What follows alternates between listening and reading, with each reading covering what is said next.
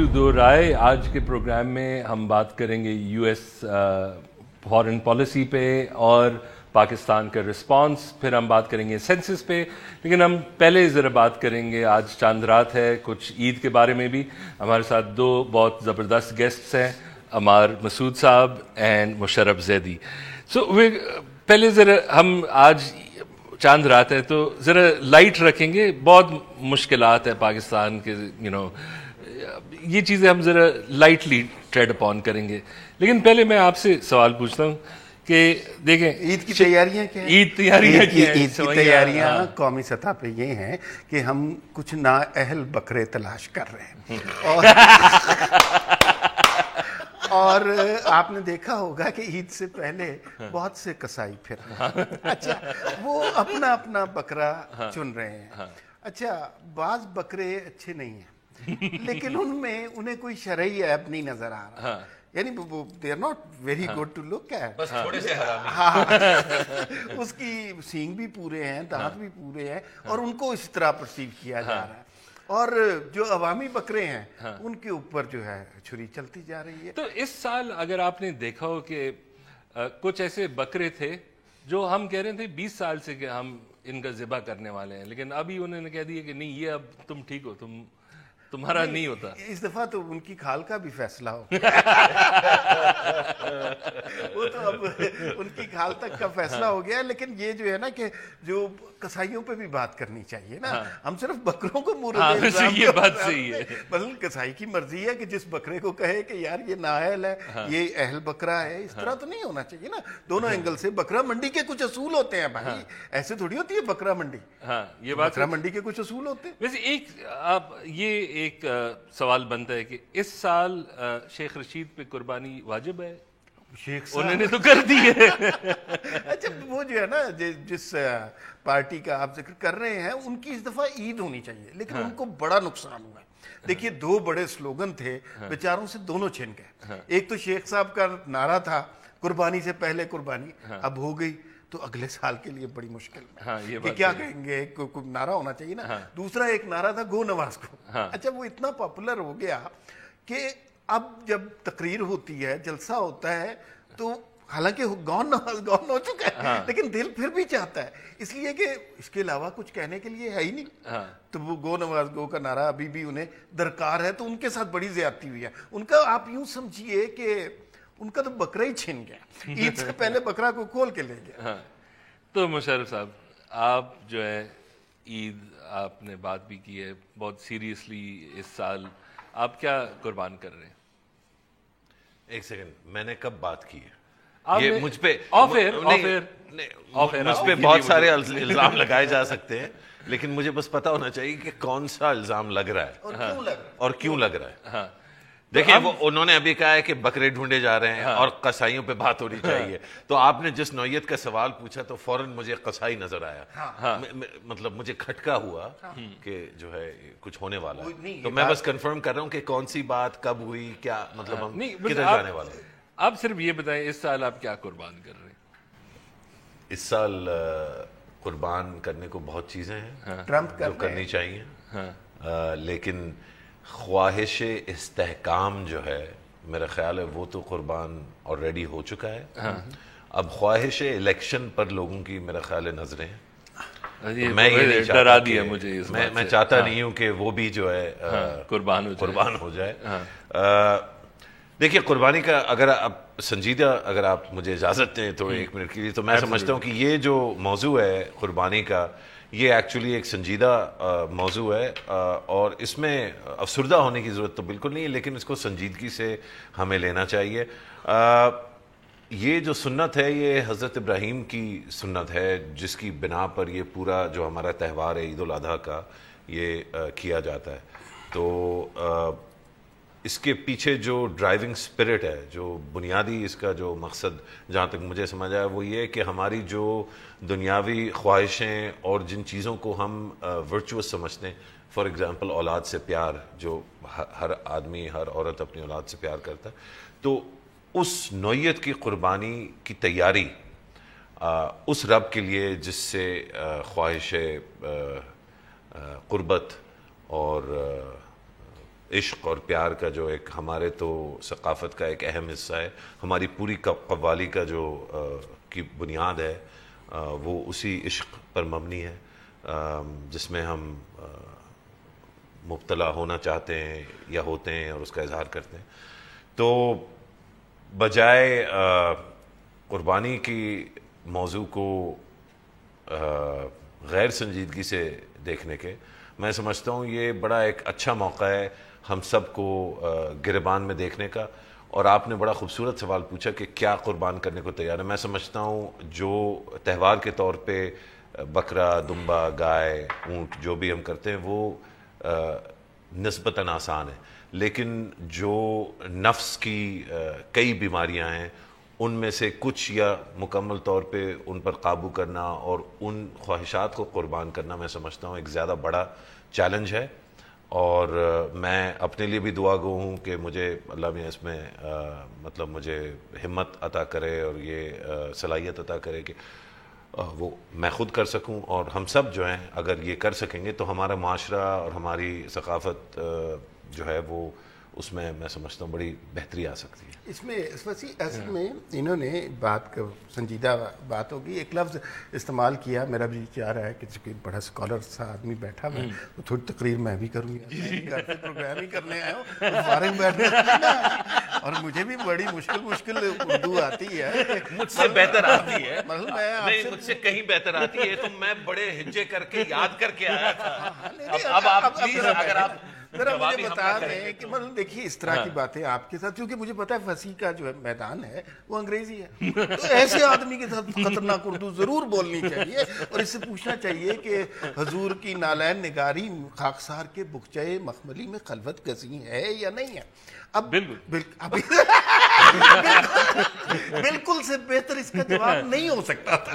اچھا, لیکن جہاں تک بات عشق کی ہے نا, میری کچھ اسکالرس کے ساتھ بات ہوئی اور غامدی صاحب کے ساتھ بات ہوئی, ان کے ساتھ میں نے ایک ٹرانسمیشن کی, تو میوزک کے حوالے سے ہم کچھ بات کر رہے تھے, تو انہوں نے کہا کہ میں نے کہا کہ یہ میوزک ہمیں الاؤڈ ہے, ہم نے تو بڑی بات سنی ہے کہ یہ کوئی ٹیبو ہے, منع ہے. تو انہوں نے کہا بھیا میں خود ستار بجاتا ہوں. میں نے کہا can you say it on air? تو انہوں نے کہا why not. He said that, then he presented me his book. اور جو بڑی محبت والی شاعری ہے, ایک چیز انہوں نے جو مجھے سمجھائی ہے اور مشرف شاید اس سے ایگری کرے, انہوں نے کہا محبت کا جذبہ ٹھیک ہے, عشق کا جذبہ ٹھیک نہیں ہے. اس کی وجہ یہ ہے کہ عشق بیلنس کیفیت کو نہیں کہتے. عشق اس کیفیت کو کہتے ہیں جب کسی ایک شخص کے لیے آپ اپنا سب کچھ نشاور کر دیتے ہیں, جب آپ اپنے ہوش و حواس گم کر دیتے ہیں, جب آپ اپنی ذات میں نہیں رہتے, جب آپ فنا کی طرف جا رہے ہوتے ہیں, وہ لمحہ عشق کا ہوتا ہے. اچھا, رومانٹکلی اور لٹریچر کی سینس میں تو یہ بڑی اچھی چیز ہے عشق, لیکن اگر آپ سوسائٹی کے طور پہ دیکھیں تو عشق کوئی بہت ریکمینڈڈ چیز نہیں ہو سکتی, کیونکہ یہ بیلنس آؤٹ کرتی ہے چیزوں کو. تمہاری جو عشق ہے جے زی کے ساتھ, مطلب اس کے بعد میں تو بہت چیزوں سے اور یہ میں تو بہت چیزوں سے عشق میں نے کیا بھی ہے, کرتا بھی ہوں, اور انشاءاللہ اللہ میاں جو ہے اتنی صلاحیت اور عمر دے کہ کرتا بھی رہوں. میں عمار بھائی کی باتوں سے بھی مجھے عشق ہے. جو انہوں نے ابھی بات کی اس پہ میں صرف کیونکہ اب سنجیدہ بات چھڑی گئی ہے تو اس میں ہم بہانے سے اپنا انٹلیکٹ اس پہ تھوپ رہے ہیں. نہیں وہ اس لیے اتنے حاوی ہو گئے ہو تم دونوں مجھ پہ نا, اتنا مجھ پہ پریشر ڈال دیا. میں حاوی آپ پہ نہیں ہو سکتا, عمار بھائی آپ پہ حاوی ہوئے, میں تو ایسی میں تو مطلب میں تو خادم ہوں آپ. ابھی تو میں نے بڑے جملے سوچے اور تو ابھی دیکھیے, اسی لیے میں اب یہ آپ کی خدمت میں اس پروگرام کے بعد میں ایک لغت خریدوں گا, کیونکہ یہ تو اب میں ہر رات جس گیا. میں آپ کی خراج تحسین پیش کرنا چاہتا ہوں کہ آپ مجھے لغت آتا تھا, جو لفظ آپ نے استعمال کیا اس کا تلفظ کتنا زبردست تھا. آپ نے بالکل لغت جو ہے, اور یہ حادثہ ہو سکتا ہے, اتفاق ہو سکتا ہے, کوشش نہیں ہو سکتی. دیکھیے عشق, اگر عاشق کا حکم ہو کہ آپ نے بیلنس رکھنا ہے, اور عاشق کا یہ حکم ہے, اور جس فانوس کے ذریعے سے وہ نور ہمیں ملا ہے اس کے بھی احکامات وہی ہیں, ان کے بھی احکامات وہی ہیں رسول پاک صلی اللہ علیہ وسلم کے, کہ آپ نے فنا نہیں ہونا کسی چیز پہ بھی. صحیح. کیونکہ آپ نے دین اور دنیا دونوں بیلنس میں رکھنا ہے. تو مطلب یہ ایک ٹیکنیکلٹی ہے, لیکن میں آپ کی بات سے اتفاق اس طرح کر رہا ہوں کہ جیسے نہیں کر رہے آپ اصل میں مسئلہ یہ ہے کہ آڈینس یہ نہیں اس کے جانتی بعد کہ آپ بھی مجھے اٹھنا کتنی اچھی بیٹھنا طرح ہو جانتے سکے. یہ اسی طرح کہ میں آپ کی بات سے اس طرح اتفاق کر رہا ہوں کہ جیسے نہیں کر رہا. یہ اسی طرح کی بات ہے جیسے ابھی تو خیر لوگ باہر کافی زیادہ چلے جاتے ہیں لندن وغیرہ, تو پرانے زمانے میں جب رائٹرز باہر جاتے تھے نا, کوئی ایک ہی دورہ ہوتا تھا زندگی میں, اچھا ساری عمر وہ دورہ نکلتا نہیں تھا, ان کی گفتگو میں بھی آتا تھا, ان کی تحریروں میں, تو وہ اس طرح لکھتے تھے کہ ابھی مجھے لندن سے آئے ہوئے 7 سال ہی گزرے تھے کہ اچانک یہ واقعہ میرے لندن سے آئے کے 3 سال بعد کا, وہ لندن کا ٹرپ ایک ہی رہتا تھا, وہ ریفرنس پوائنٹ بن جاتا ہے نا, because it's a life altering. ہم ذرا ایک بریک لیتے ہیں, we'll be back after the break. میں نے ابھی انگریزی بولنا شروع کیا, آپ نے بریک پہ یہ بہت اچھا کیا. جہاں پہ کوئی انگریزی بولنے لگے میرے جیسے لوگوں کے لیے بریک لے لیا کرو بھائی. ٹھیک ہے, عمار مسعود صاحب کے لیے ہم ایک بریک لیتے ہیں.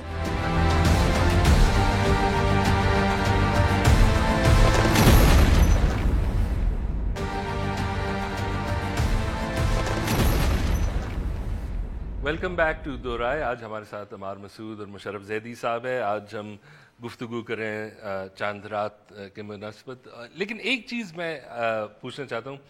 آج زرار کھوڑو نے ایک بہت خوبصورت جملہ لکھا کہ ابھی it's coming to the point in the one time in the year when people realise کہ گوشت جانور سے آتا ہے. یہ جو ایک بات آ جاتی ہے ہر سال. ویسے میں اس میں شاید خود بھی شامل ہوتا ہوں. بچپن سے ایک چیز جو میں دیکھتا رہتا ہوں, میں ریکویسٹ کرتا ہوں لوگوں سے, ایک جانور کو دوسرے جانور کے سامنے ذبح مت کیجیے گا.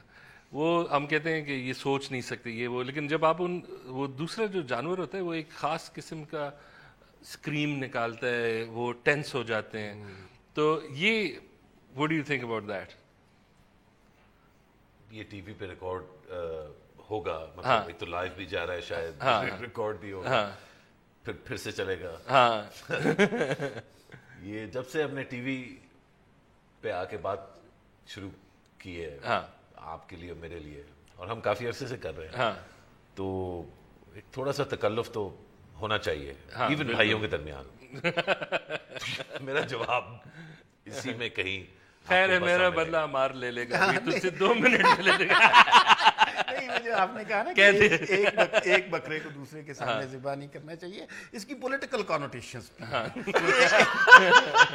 ایک وزیر اعظم کو دوسرے وزیر اعظم کے سامنے نااہل نہیں کرنا چاہیے, بیکاز دوسرے کو پہلی کے احساس تب ہوتے ہیں جب وہ آ جاتے ہیں. ہاں, وہ توہین عدالت ہو جاتی ہے. یا تو قصائیوں کے پاس بھی توہین عدالت کا کوئی فارمولہ ہو تاکہ علیحدہ علیحدہ جا کے ذبح کریں. نہیں, یہ بات صحیح. اچھا ایک بات, اب ہم ٹرمپ کی نئی پالیسی آئی ہے ٹورڈز افغانستان, ہم ابھی ذبح شبہ کی بات بھی کر رہے تھے, تو اب مشرف صاحب آپ نے ایک بہت زبردست آرٹیکل دا نیوز میں لکھا, پھر آپ اور بھی غصے میں اپنے نیو یارک ٹائمز کے فرنٹ پیج پہ ایک لکھ دی. لیکن یہ کیوں اتنا غصہ ہے, ذرا سا سنبھل کے ٹھنڈا ہو کے, یہ کیا آپ کا موقف ہے اس پہ؟ آپ نے کیونکہ دونوں پڑھے ہوئے ہیں تو اس کا مختصر. اور ویسے آپ پہلے پاکستانی ہیں جو بیسٹ مال آپ نے لوکل نیوز پیپر میں ڈالا. یہ مجھے پکا یقین تھا کہ آپ یہی کہیں گے. دیکھیے, جو پاکستانی اخبار میں لکھتا ہوں, میں کوشش کرتا ہوں کہ پاکستانی پڑھنے والے زیادہ ہیں. یقیناً شاید باہر کے لوگ بھی پڑھیں کیونکہ انگریزی میں لکھتا ہوں کالم, لیکن وہ نہیں, میری طرف سے تو یہ تعریف تھی. جی میں سمجھتا ہوں, اور میں اس کو تعریف کے طور پہ ہی میں لے رہا ہوں, اور میں سمجھتا ہوں کہ میری پہلی ذمہ داری جو ہے وہ اسی ملک میں, اسی دھرتی سے مجھے رزق ملتا ہے, اسی دھرتی نے جو کچھ بھی ہے میرے پاس, آپ کے پاس, ہم سب کے پاس, وہ یہیں سے ملتا ہے. تو ہماری پہلی ذمہ داری بھی یہیں پہ. تو جو میں نے مضمون لکھا یہاں کے اخبار میں, اس کا جو عنوان تھا یا جو مقصد تھا وہ یہ تھا کہ ہم ایک گہری نظر دہرائیں اپنی حرکتوں پہ, اور جن ذرائع کے ذریعے ہم نے افغانستان میں اپنے بات منوانے کی کوشش کی ہے پچھلے 30-35 سال سے، ان پر ذرا ایک گہری نظر دوہرا لیں کہ ان کی قیمت کیا ہمیں چکانی پڑی ہے اور کیا چکا رہے ہیں اور کیا چکانی پڑ جائے گی، اور کس نے وہ قیمت وصول کی ہے. جی بالکل. ہاں بالکل. یہ بات بھی بہت اور جو میں نے نیو یارک ٹائمز میں لکھا وہ میں نے ایک امریکی اور بیرونی آڈینس کے لیے لکھا، ان کو یہ باور کرانا اور سمجھانا کہ ہم اگر پریشان ہیں یا ہمارا افغانستان میں کوئی عمل دخل ہے تو وہ بے مقصد نہیں ہے، وہ ہم ایویں مطلب ہوا سے ہم نے نہیں نکالا، اس کے مقاصد ہیں اور بڑے اہم مقاصد ہوں گے یقیناً، کیونکہ اگر نہ ہوتے تو ہم اتنے لوگوں کو اتنے عرصے ناراض شاید نہ کرتے جتنا ہم نے کیا ہوا ہے. کہ یہ نوبت آ گئی کہ ٹرمپ صاحب اس طرح سے جھاڑ پلا رہے ہیں ہمیں ایک ایسے موضوع پر جس میں زیادہ مار ہم سے زیادہ صرف ایک قوم نے ہم سے زیادہ مار کھائی ہے، وہ ہمارے افغان بہن بھائی ہیں. ایک اور اس میں مزید بات ضرور کروں گا.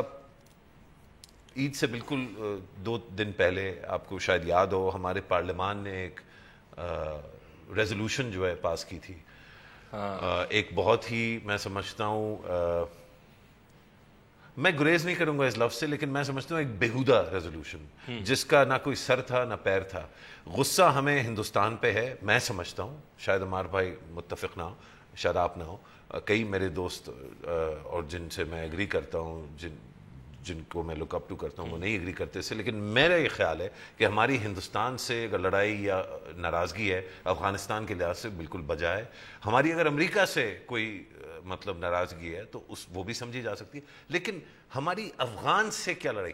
افغان تو 40 سال سے مار کھا رہا ہے، اس نے پناہ آ کے ہمارے پاس لی، ہم نے اپنے دل، دروازے، دسترخوان ان کے لیے جو ہمیں کرنا چاہیے تھا، اور جو کل کو اگر افغان کو ہمارے لیے کرنا پڑے تو وہ لمحہ بھی نہیں لگائے گا، وہ اسی طرح کرے گا، یہ مجھے 100% یقین ہے الحمدللہ.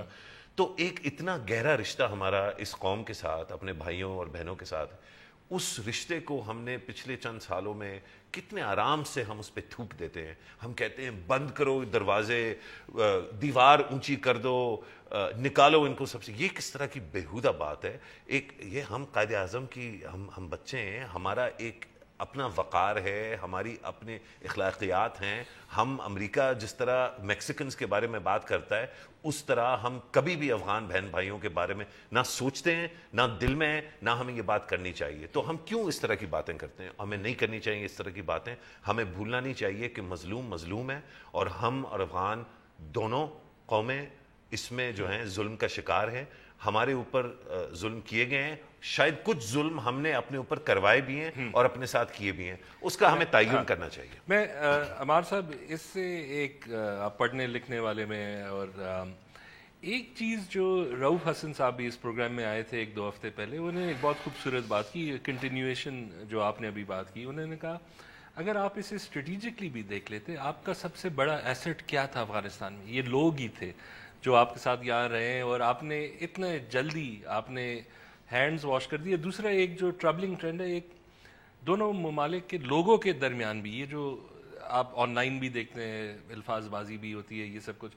تو آپ کیا سمجھتے ہیں کہ یہ اب ہم ریورس کیسے کریں؟ یہ جو ایک منفی ٹرینڈ آ گیا، ایک ہیٹریڈ آ گیا ہے، جو میں سمجھتا ہوں کہ آپ یہ ہیٹریڈ پھر کنٹین نہیں ہوتا، یہ پھیل جاتا ہے اور چیزوں میں بھی. بالکل صحیح. یہ پتہ ہے کیا، آپ دونوں جس سیکٹر میں کام کرتے ہیں اس کی میرے دل میں بڑی رسپیکٹ ہے، اور آپ مجھے یہ پتہ ہے کہ آپ انٹرنیشنل ہیپننگ سے بھی واقف ہیں، ورنہ ہمارے زیادہ تر صحافی جو اینکرز ہیں وہ اخبار سے تکلف نہیں کرتے. ایسی وقت ضائع ہوتا ہے، اس سے بہتر کوئی اور کام کیا جا سکتا ہے. تو بعض اوقات مجھے یہ لگتا ہے، اور شاید آپ میری بات سے اختلاف بھی کریں، کہ ہمیں اپنی غلطیوں کا ادراک نہیں ہوتا.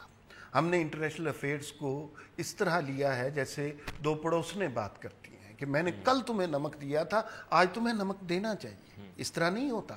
یہ ملکوں کے مابین معاملات ہیں. انٹرنیشنل کیمپینز ہمارے اوپر تھوپی جاتی ہیں، ہم بڑی خوشی سے انہیں ایکسیپٹ کرتے ہیں. پھر جب ان کی فنڈنگ ختم ہو جاتی ہے یا ان کا دورانیہ ختم ہو جاتا ہے تو پھر ہمیں یہ سوچنا ہوتا ہے کہ ان سے کیا نکلیں.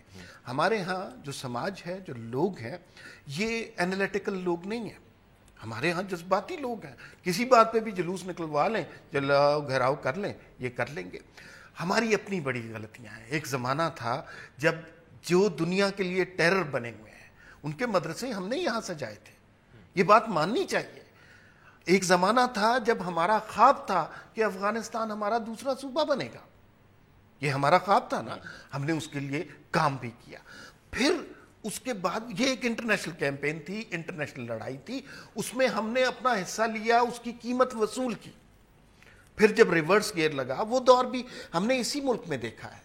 اور ہم لوگوں کے مائنڈ چینج نہیں کرتے, بیہیویئرل ایٹیٹیوڈنل چینج کریٹ نہیں کرتے. ہم لوگوں کو حکم دینا پسند کرتے ہیں کہ کل تک تم اور طرح کے مسلمان تھے, آج تم ذرا لبرل ہو کے کام کرو.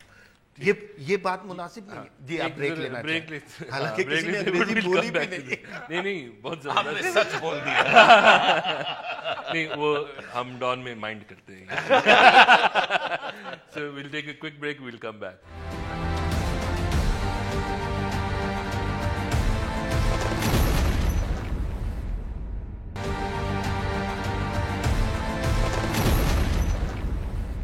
Welcome back to Do Raaye. آج ہمارے ساتھ عمار مسعود صاحب ہیں اور مشرف زیدی. جی عمار, آپ ابھی بات کر رہے تھے اور یہی سیلف ریفلیکشن کی بات. سیلف ریفلیکشن ویسے ایک ڈیفیکلٹ مشکل پروسیس ہوتا ہے, اس میں آپ کو چیزیں ماننی پڑتی ہیں اور کچھ اس میں مشکلات بھی ہوتی ہیں. ابھی ویسے مشرف بھی اس کی بات کر رہے تھے پہلے کہ ابھی ہم نے ایک ریزولوشن کیا. میں خود سمجھتا ہوں کہ جب آپ کے پاس دو ملکوں کے درمیان اتنا ایک ٹینس ایک ری ایویلیویشن ہو رہا ہے, اس میں اب اسمبلی میں ٹھیک ہے بات کرنے کی, تو پہلے آپ وہ ڈپلومیٹک سرکلز انگیج کریں, یہ جو ریزولوشنز ہیں, اور پھر یہ کہ آپ اناؤنس کر دیں کہ اب ہم ایک بندہ چائنا بھیج رہے ہیں, پھر وہ روس جائے گا, پھر وہ ٹرکی جائے گا.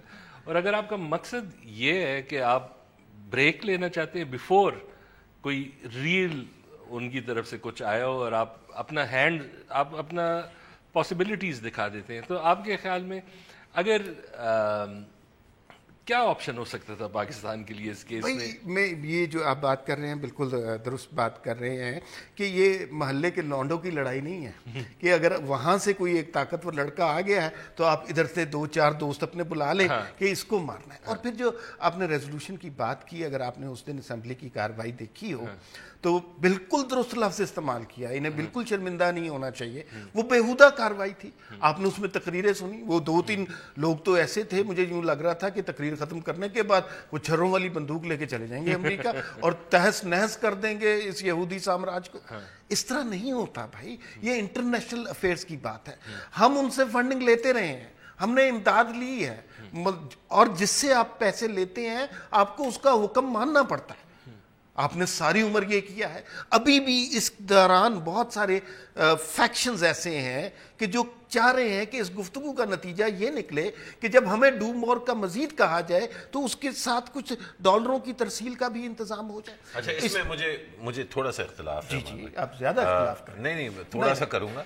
اس سے پھر وہی حرکت کی ہے, بالکل نہیں مانا مجھے آپ سے تھوڑا سا اتفاق ہوتا ہے یار, اتفاق ہوتا ہے, یہ اختلاف ہوتا ہے. تو چلیں آپ اس کو اختلاف سمجھ رہے ہیں, لیکن اگر ہم نے کسی سے امداد لی ہے اور یقیناً لی ہے تو امداد ایک ٹرانزیکشنل چیز کے طور پہ بھی دیکھی جا سکتی ہے کہ آپ سے ہم نے یہ لیا اور آپ کو ہم نے یہ دیا, لیکن اس کا یہ مطلب تو نہیں ہوا کہ ہم نے اپنی روح جو ہے وہ آپ کو بیچ دی ہے. تو میں نہیں سمجھتا کہ یہ جو بیانیہ ہے, اور یہ ایک بڑا مخصوص بیانیہ بن چکا ہے ماشاءاللہ, اور اس میں بڑی محنت کی گئی ہے اس بیانیے پہ, کہ کیونکہ ایکس اماؤنٹ آف ڈالرز جو ہیں وہ امداد کے طور پہ, چاہے وہ جو ہے عسکری امداد تھی یا وہ سویلین حکام کے لیے تھی, تو کیونکہ یہ امداد دی گئی ہے تو اب آپ جو ہے آپ نے ہمیشہ کے لیے نوکری نہیں بلکہ آپ بیسکلی وہ کنیز مطلب بن گئے ہیں امریکہ کی یا جس نے بھی امداد دی ہے. پاکستان نے کوئی 40-50 ملک ہیں جن سے امداد پاکستان نے فراہم کی ہے, لیکن ایک واحد ایک ہی ملک ہے جو اس نوعیت کی گفتگو اور ڈیمانڈز کرتا ہے پاکستان سے. یہ ضرور ہے کہ ہمیں اگر واقعیتاً خود مختار نوعیت کی باتیں کرنے کا شوق ہے اور بڑا بڑا پن دکھانے کا شوق ہے. جس طرح پارلیمانی جو ریزولوشن تھی اس میں بڑا جو ہے کہ آپ بہت بڑے فن خان ہیں, تو پھر میں یقیناً, اور یہاں پہ ہمارا اختلاف ختم ہو جاتا ہے کہ پھر ہمیں خود مختاری کی طرف جانا چاہیے, لیکن امداد لینے سے یہ مراد نہیں بن جاتی, یا یہ اس کا وہ تو بات صحیح ہے آپ کی. آئی مین امداد, اس میں جو دوسرا فیسٹ تو یہ تھا کہ اگر آپ ایک نان نیٹو میجر ایلائی ہے تو وہ ایک الائنس کے طور پہ ایک ٹرانزیکشنل ایلیمنٹ تو اس میں تھا. لیکن جو میرا سوال ہے, وہ ایک چیز جو عمار نے کہی وہ مجھے بہت اچھی لگی کہ آپ جب پالیسی ہے, جب آپ یہ اس کو کہتے ہیں کمپنسیشن, اور مجھے انگلش آتی نہیں. نہیں, لیکن یہ بات مجھے بہت اچھی لگی کہ ایک لحاظ سے ہم دیکھتے ہیں کہ ہم نے ان چیزوں پہ بات ہی ایسی کی ہے کہ محلے کی لڑائی ہو, جیسے ایک لونڈے نے دوسرے کو بلا دیا, یہ سب کچھ. یہ اسے ہم ڈسپیشنیٹلی ذرا کول طریقے سے ڈسکس کیوں نہیں کر سکتے؟ اس کے اگر اس کی گہرائی میں جائیں تو بہت ٹائم لگ جائے گا, لیکن اس کا سطحی میں آپ کو جواب دے دیتا ہوں. یہ وہ پارلیمان ہے جو کبھی کبھی ملتی ہے.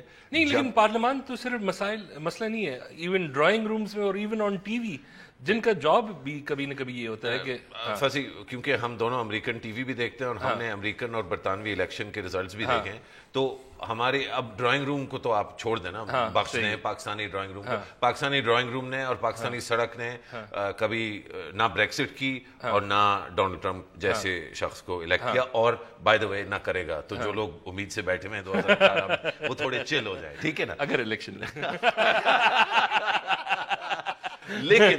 لیکن جو پارلیمان میں جو میں نے سخت الفاظ استعمال کیے ان سے تو میں نہیں جو ہے شرماؤں گا, لیکن ایک طرح سے مجھے پارلیمان پر اور پارلیمان میں جو بیٹھنے والے ہیں ان پر تھوڑا سا میں سمجھتا ہوں کہ شاید ایک ان کو تھپکی بھی ضرورت ہے. یہ وہ پارلیمان ہیں, یہ وہ ریپرزینٹیٹیوز ہیں جو جن کا پارلیمنٹ میں کوئی پریکٹس نہیں ہے, جن کو پارلیمنٹ کا پتہ نہیں ہوتا کہ ابھی 5 سال ہے, 5 سال تو بہت دور کی بات ہے, ایک دفعہ پورے 5 سال میں, مطلب آپ بات سمجھ رہے ہیں نا کہ کوئی ہماری پارلیمنٹری ٹریڈیشنز بننے کا کوئی موقع ہی نہیں دیا جاتا, اور جب اگر دیا بھی جاتا تو جو اس وقت ایکویشن ہے اس میں جو اہم سب سے بڑے جو سوالات ہیں ان کے جواب پہلے سے ہی جو ہے تیار ہو کے دے دیے جاتے ہیں. صرف یہاں کا مسئلہ نہیں ہے, بین الاقوامی قوتیں بھی جانتی ہیں اور بوجھتی ہیں اور سمجھتی ہیں کہ کس سے یہاں پہ بات کرنی ہوتی ہے. تو اگر راولپنڈی میں سارے فیصلے کیے جا رہے ہیں اس نوعیت کے اور 70 سال سے کیے جا رہے ہیں یا 50 یا 40 سال سے یا 8-10 سال سے, اس میں ڈیبیٹ میں نہیں پڑتے, تو پھر یہ امید رکھنا کہ اسلام آباد میں جو بیٹھتے ہیں وہ کوئی بڑا 2 ٹک یا کوئی بڑی حکمت والی بات کر پائیں گے, یہ شاید ایک انفیئر ایکسپیکٹیشن بھی ہے. لیکن اس کے ساتھ ساتھ اگر وہ چاہتے ہیں پارلیمان والے کہ وہ واپس یہ ایکسپرٹیز تو ہونی چاہیے, اختیارات لے کے آئیں, تو پھر ان کو محنت بھی کرنی پڑے گی. اور اس لیے میں نے بیہودہ کا لفظ استعمال کیا, کیونکہ ان اختیارات کو واپس لینے کی جو چونچو ہے وہ تو بڑی اچھی واضح ہے, لیکن اس کے پیچھے جو محنت ہونی چاہیے, جو کشش ہونی چاہیے, وہ بالکل نظر نہیں ہے. ایک فصیح اس میں اگر اف یو الاؤ می تو میں کچھ تھوڑی سی چیز ایڈ ضرور کروں گا. مختصراً اب ایک پھر بریک آیا یار, پتہ نہیں میرے نام کے ساتھ تو بریک, اب بریک لے لیں پھر بعد میں بات کرتے ہیں. ٹھیک ہے, اوکے, جلدی سے ایک بریک لیتے ہیں اینڈ ویل بی بیک. اس کے بعد ہم بات کریں گے مردم شماری کے بھی. ہمارے ساتھ عمیر جاوید ہوں گے لائن پہ.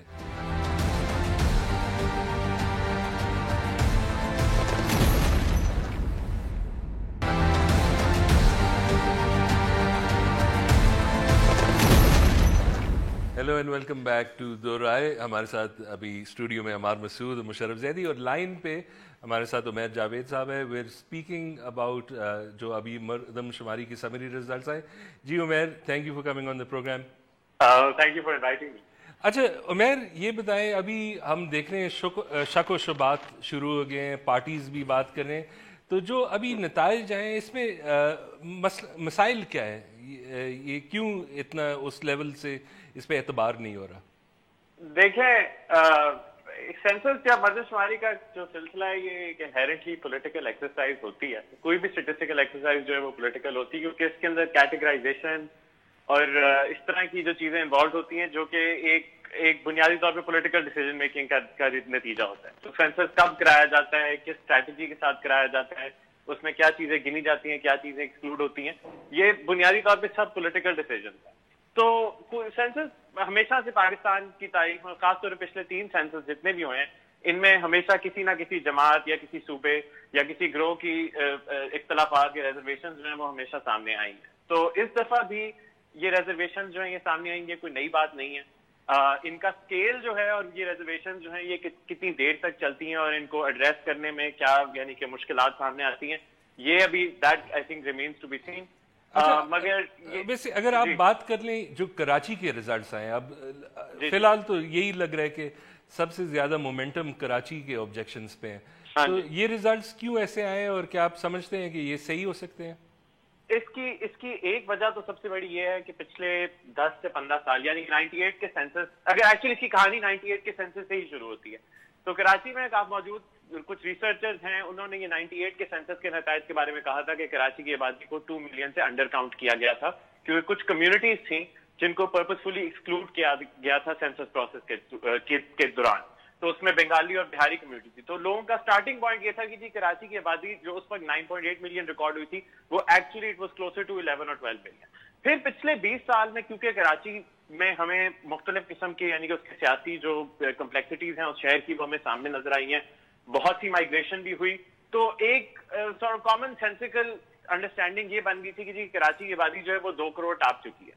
اور یہ ایک ایسٹیمیشن جو ہے یہ almost this was used by every one, Hare conversation میں ہر انسان جو ہے وہ یہی کیا سمجھتا تھا کہ کراچی جو ہے وہ اب ایک 20 سے 22 ملین کا شہر ہے. تو جب یہ ریزلٹ سامنے آئے ہیں تو وہ ایک جو ہائٹنڈ ایکسپیکٹیشن تھی کہ جی اب کراچی کی آبادی جو ہے وہ اصل میں اس لیول پہ ہوگی, وہ اس لیول تک آبویسلی ہمیں نمبرز میں نظر نہیں آ رہا. تو ایک تو لوگوں کو یہ دوبارہ سے جو بات ٹریگر ہوئی ہے جو کہ اوریجنلی ایک دفعہ 98 میں بھی ہوئی تھی کہ کیا دوبارہ جو ہے وہ کراچی کی آبادی کو انڈر کاؤنٹ کیا گیا ہے, اس کے اندر اس کے پیچھے کوئی ضرور یعنی کہ سیاسی یا سازش ہے یا کوئی ایسا سیاسی پہلو ہے جس کی وجہ سے کراچی کے نمبر جو ہیں انہوں نے کم دکھانے ہیں. تو یہ میرے خیال سے اسی لیے یہ ڈفرنس بٹوین جو ایسٹیمیشن نے جو ہماری ایکسپیکٹیشن کریٹ کی تھی اور اب جو سینسس کا ریزلٹ جو ہمیں سامنے نظر آ رہا ہے, میرے خیال سے یہ ایک بنیادی جو جز ہے اس بات کا وہ یہ بنتا ہے. ٹھیک ہے عمیر جاوید, بہت شکریہ آپ کا پروگرام میں آنے. مشرف, یہ کوئی طریقہ ہوتا ہے پروگرام کے دوران کینڈی کرش کھیلنا؟ دیکھیے یہ چاند رات کا پروگرام ہے اور میں تنخواہ نہیں لے رہا بیٹھنے کی, اور آپ بورنگ باتیں کر رہے ہیں کہ مطلب جو یہ ایکسپیکٹیشن تھی عمیر جاوید جو ہے یہ بہت مہنگی بہت بورنگ باتیں ہیں, یہ عام لوگوں کو سمجھ نہیں آتی. آپ ہمیں سمجھا دیں. نہیں آپ ایسے سمجھا دیں کہ اگر ایک ملک میں 5 لونڈے ہوتے ہیں, ٹھیک ہے نا, کیا ہوا ہے ہمارے لونڈے کا لفظ, یہ جب سے انہوں نے یہ لفظ استعمال کیا انہوں نے جان بوجھ کے کیا تھا, لیکن آپ نے انجانے میں کر دیا. ان کا جان بوجھ کے کرنا جائز ہے, آپ کا انجانے میں کرنا ناجائز ہے. آپ سمجھا کریں بات. ٹھیک ہے. سو اینیہاؤ آخر میں آپ کو ایک بات مردم شماری کے حوالے سے اب چونکہ بات آگے بڑھ گئی پارلیمان والی بات, اب نہیں میں چاہ رہا تھا آپ وہ بات. اچھا نہیں, پھر اس میں یہ ہے کہ جیسے مشرف نے بات کی کہ ہمارے جو اجلاس ہوا, جو ریزولوشن ہوئی, اس میں ہمیں یوں لگا کہ کچھ ناپختہ ذہن کام کر رہے ہیں, نہ ان کا تجربہ ہے, نہ مہارت ہے, نہ ایسے امور کا انہوں نے سامنا کیا ہے. دیکھیے جمہوریت کوئی جادو کی چھڑی نہیں ہے کہ ایک دفعہ ہلائی اور لوگ جمہوریت پسند ہو گئے یا جمہوریت کے ثمرات لوگوں تک پہنچنا شروع ہو گئے. اگر اس پروسیس کو ڈسکنٹینیو نہ کیا جائے تو یہی وہ لوگ ہیں جو پاکستان کی اصل شکل ہیں, یہ ہمارے ووٹوں سے منتخب کیے ہوئے لوگ ہیں, یہ ہمارا فیصلہ بہتر کر سکتے ہیں.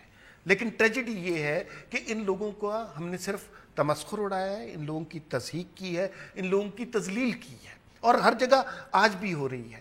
ان کو ہم نے وہ کافی ہے بڑا اچھا, اس میں ان کو ہم نے فیصلہ کن اور اٹل مانا ہی نہیں ہے. جب تک ہم اپنے فیصلوں کا اختیار اور حتمی فیصلوں کا اختیار ان کو نہیں دیں گے, ہمارے مسائل حل نہیں ہوں گے. اور اس کے لیے ضروری یہ ہے کہ یہ پروسیس کنٹینیو ہو اور بغیر کسی JIT کی واٹس ایپ کالز کے कंटिन्यू हो। जहां मर्दमशुमारी की बात है उस पर मैं बहुत संजीदा मुशर्रफ की तरह गुफ्तगू तो नहीं कर सकता। ज़मीर जाफरी का एक शेर आपको सुना देता हूँ, बहुत बड़े मज़ाहिया शायर थे। उन्होंने एक शेर लिखा था कि जब इतनी फिगर्स आई ना, इतनी आबादी हो गई, तो उन्होंने कहा कि शौक से लखते जिगर नूरे नज़र पैदा करो, शौक से लखते जिगर नूरे नज़र पैदा करो, जालिमो थोड़ी सी गंदुम भी मगर पैदा करो। ठीक है, thank you so much Musharraf, thank you so much अमार साहब। प्रोग्राम का एंड आ गया है। अगर आप हमें कुछ फीडबैक देना चाहें, आप सोशल मीडिया पे कर सकते हैं। Good bye and good night.